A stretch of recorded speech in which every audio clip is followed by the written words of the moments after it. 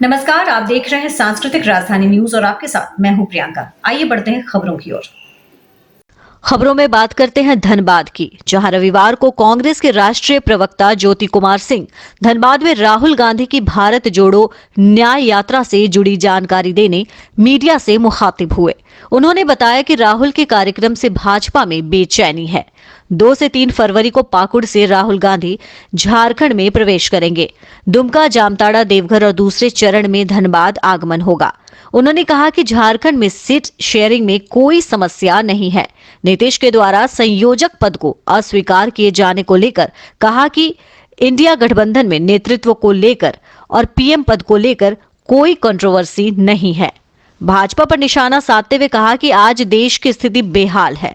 भाजपा की केंद्र में सरकार की वजह से है। इस बार की भारत जोड़ो न्याय यात्रा राहुल गांधी की राजनीतिक नहीं बल्कि वैचारिक यात्रा है। अभी देश में राजनीतिक तानाशाही चल रही है। कई राज्यों की सरकार में भाजपा पिछले दरवाजे से शामिल हुई और चुनी हुई सरकार को उखाड़ फेंका। सामाजिक न्याय, आर्थिक न्याय और राजनैतिक न्याय को स्थापित करने को लेकर राहुल गांधी की ये यात्रा शुरू हो रही है। एक तरह से एक ऐतिहासिक प्रेस वार्ता इसको माना जाना चाहिए। वो इस संदर्भ में माना जाना चाहिए क्योंकि आज देश की जो स्थिति है, जो हाल है, वो बिल्कुल बेहाल है और इसका कारण केवल और केवल भारतीय जनता पार्टी के द्वारा जो सरकार केंद्र में है उसकी वजह से है। इसके पहले जो यात्रा हुई थी, राहुल गांधी ने किया था, वो भी कोई मकसद था। उस मकसद में जो 4000 किलोमीटर कन्याकुमारी से लेकर जम्मू कश्मीर श्रीनगर तक गए थे, उनमें उन्होंने 3 मुद्दों पर ध्यान आकर्षित किया था लोगों का और उनका समर्थन पाने का प्रयास किया था और पाया। विपक्ष जो पक्ष की पार्टियां थे उनका भी पाया, जो सामाजिक सेवक थे उनका भी पाया, समाज के जितने तरह के लोग थे सब लोगों का उन्होंने पाया। वो जो 3 बिंदु थे उनमें आर्थिक विषमता का अभिप्राय यह है कि विषमता इस कदर थी कि जो आदमी अमीर हो रहा था वो केवल अमीर ही होता गया और जो आदमी गरीब था वो केवल गरीब ही होता गया। और जब सामाजिक ध्रुवीकरण की बात करते हैं तो इसको आपसे बेहतर कोई नहीं समझता है कि आज समाज में सामाजिक ध्रुवीकरण का जो केंद्र, जो एक पार्टी बनी हुई है भारतीय जनता पार्टी और आरएसएस, जो समाज में बांटने का कार्य पहले भी करते रही और उनकी बुनियाद उनके भी यही है, उनका मकसद, उनका गोल भी यही है कि इसी को करके हमें सत्ता में रहना है। और तीसरा राजनीतिक तानाशाही करने की जरूरत राहुल गांधी को, जो 2-3 मुद्दे मैंने बताया, इसके अलावा राहुल गांधी लगातार आप देख रहे हैं कोई पद का उन्हें कभी लालसा नहीं रहा। वो हमेशा 140 करोड़ जनता की बात समझना चाहे, फील करते रहे और इस दौरान उन्होंने युवाओं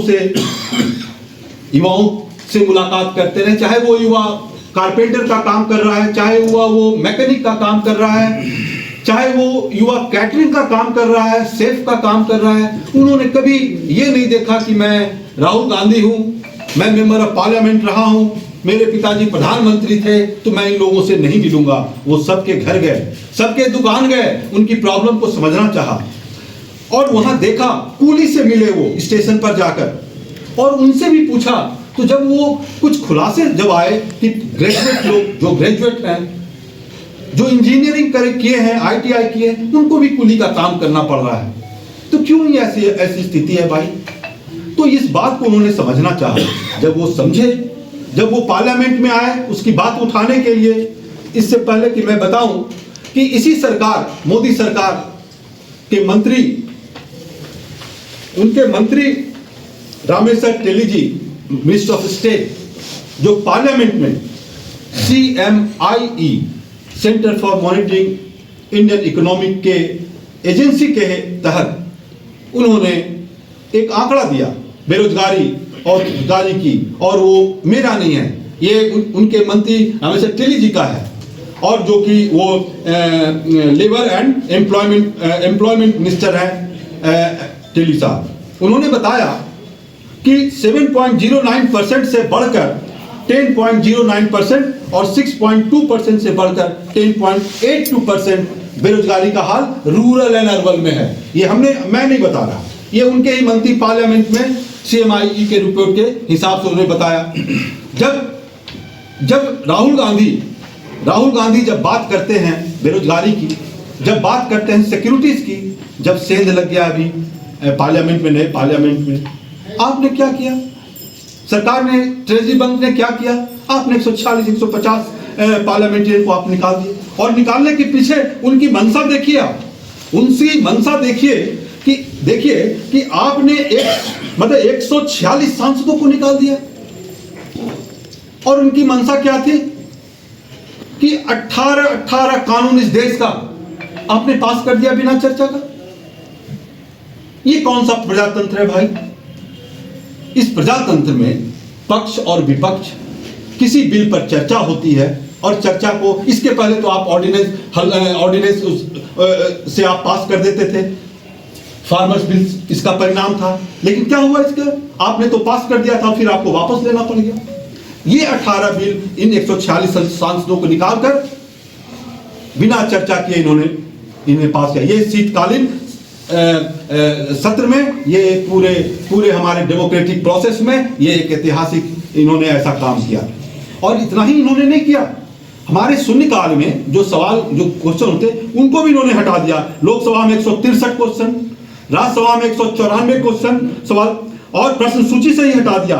लोकसभा में जो तारांकित क्वेश्चन होते हैं, 20 तारांकित क्वेश्चन को उन्होंने डिलीट कर दिया, और राज्यसभा में 15 तारांकित क्वेश्चन को हटा दिया, और लोकसभा में अतारांकित क्वेश्चन 230 हटा दिया, और राज्यसभा में 160 हटा दिया।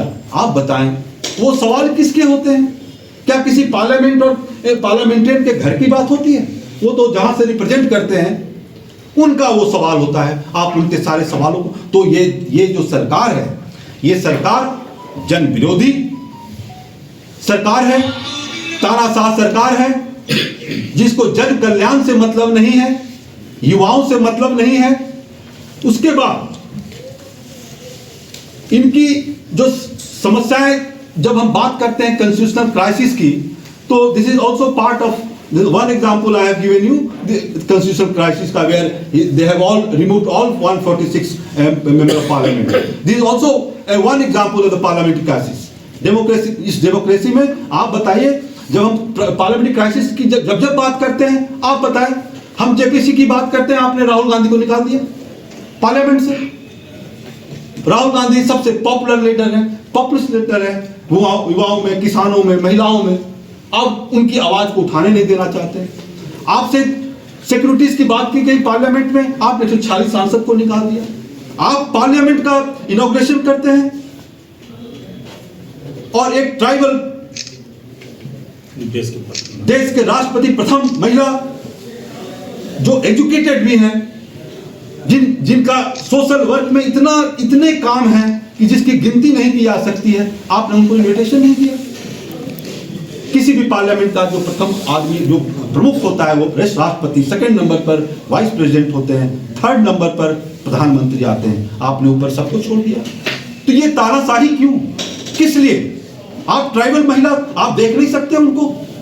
आपको अच्छा नहीं लगता कि कोई ट्राइबल महिला वहां पर आकर इनॉग्रेट करे? क्या आपको अच्छा नहीं लगता कि उनका भी नाम लिखा है इस बोर्ड में कि इस नए पार्लियामेंट को इनॉग्रेशन में एक ट्राइबल भी है? क्योंकि उनको ट्राइबल से, शेड्यूल कास्ट से, ओबीसी से और सारे हिंदुओं से भी इनको परेशानी है। पहले मध्य प्रदेश में आपने देखा, गोवा में भी देखा, महाराष्ट्र में भी देखा, ये तानाशाही जो चुनी हुई सरकारों को इन लोगों ने उखाड़ कर फेंका और पीछे के दरवाजे से अपनी सरकार को लाने का प्रयास किया और सफल भी रहे। अब ये जो यात्रा है, ये यात्रा का जो मकसद है, जो ये 3 बातें थी, उनमें अब जो हम मणिपुर से आज राहुल गांधी का ये यात्रा शुरू होता है और ये यात्रा लोगों को ताकत देने का है। ये यात्रा लोगों को बताने का है कि तुम्हें डरना नहीं है, इस तानाशाह से डरना नहीं है, तुम्हें अपनी बुनियादी बातों, फंडामेंटल राइट्स को याद रखना है और उसकी मांग करना है। और तुम्हें थोड़ा सा भी कहीं अगर डर लगता है, अगर थोड़ा सा भी अगर सहमते हो आप, तो ये कांग्रेस पार्टी आपके साथ है। ये कांग्रेस पार्टी आपके साथ इसलिए है क्योंकि ये वही पार्टी है जो अंग्रेजों को इस देश की गुलामी से जो रखा था, उसको भी खदेड़ भगाया था। और ये दूसरी हमारी लड़ाई है, जो ये दूसरे तरह के अंग्रेज हैं, जिसको हमें भगाने में आप हमारा साथ दें। हम इसको विजय प्राप्त करेंगे और इस तानाशाह सरकार को हटाएंगे। तो ये तो 3 बिंदु क्या है इस पदयात्रा के? वो 3 बिंदु हैं सामाजिक न्याय, हम सोशल जस्टिस की बात करेंगे, और लोगों को जो डिस्क्रिमिनेशन हो रहा है समाज में जाति के नाम पर, धर्म के नाम पर, वो सोशल डिस्क्रिमिनेशन नहीं होने देंगे। दूसरा, आर्थिक न्याय, इकोनॉमिक जस्टिस। जब हम आर्थिक न्याय की बात करते हैं तो इसका मतलब यह है कि राहुल गांधी ये बोलते हैं कि इस देश में सबको अगर एक आदमी को, अगर आप केवल अपने मित्र को अगर आप लोन देते हैं तो केवल एक को आप नहीं दे। हमारे देश में जितने भी युवा हैं, हमारी महिलाएं हैं, और जिनकी जरूरत है, अगर एक आदमी को आप केवल बिजनेस के लिए पैसा देते हैं, लोन देते हैं, तो बाकी युवाओं को भी आपको देना होगा। इस न्याय की बात कर रहे हैं।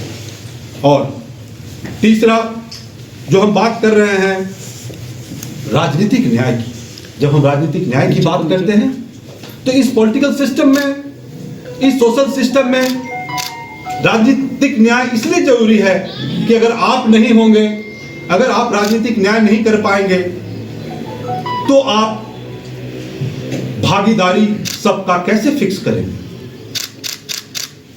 इसी के तहत राहुल गांधी, हमारे खड़गे साहब, प्रेसिडेंट कांग्रेस के, बार बार कहते हैं कि जिसकी जितनी हिस्सेदार, जिसकी इतनी संख्या है, उसके हिसाब से उसकी हिस्सेदारी होनी चाहिए, उसकी भागीदारी होनी चाहिए।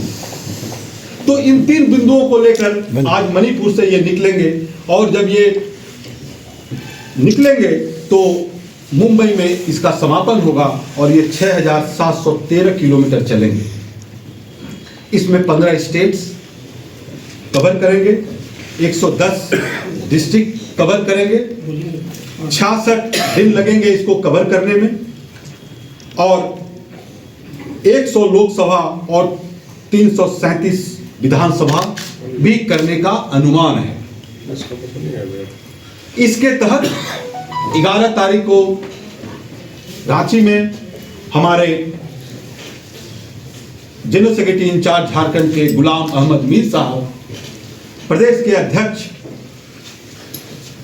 श्री राजेश ठाकुर जी, सीएलपी लीडर आलमगीर आलम साहब, गीता कोड़ा जी, बंधु तिर्की जी, और जितने समाज के हर तरह के जितने भी हमारे पार्टी में लोग हैं सेक्शन के, सब लोग वहां पर प्रेस कॉन्फ्रेंस किए, ये बताने के लिए कि इस भारत जोड़ो न्याय यात्रा को हमें कैसे लोगों तक पहुंचाना है, लोगों को कैसे बताना है कि ये यात्रा आपके लिए है।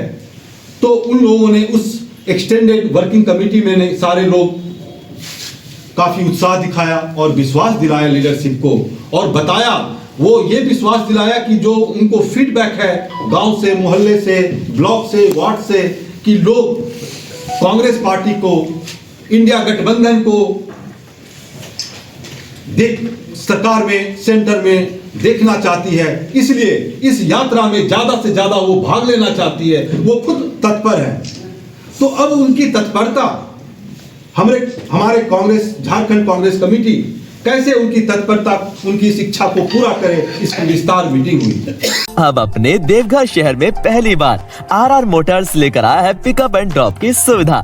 यानी तुम्हें अपनी बाइक जब भी सर्विस पर भेजनी हो, बस आरआर मोटर्स को फोन लगाओ, ये आपकी बाइक को खुद ही सर्विस सेंटर पर ले जाएंगे और सर्विस के बाद ड्रॉप भी कर जाएंगे। आरआर मोटर्स सभी प्रकार के 2 पहिया वाहनों की सर्विस सेवा प्रदान करता है। ये अत्याधुनिक मशीनों से लैस सर्विस सेंटर है। पहली बार जर्मन टेक्नोलॉजी द्वारा बिना इंजन खोले इंजन की डीकार्बोनाइजिंग की जाती है, वो भी मात्र 30 मिनट में। पर ये महंगा तो नहीं? अरे बिल्कुल नहीं, बल्कि इनका प्रिविलेज कस्टमर बनकर कई फायदे ले सकते हैं, जैसे free pickup drop, free servicing, free foam wash, free mobil और इंजन डीकार्बोनाइजेशन भी। इनका नंबर तो देना 9431158300 पर पंकज पचरीवाला जी से बात करो, या 9429690896 पर कॉल करो, या स्क्रीन पर दिए एड्रेस पर विजिट करो। आपको सारी जानकारी मिल जाएगी।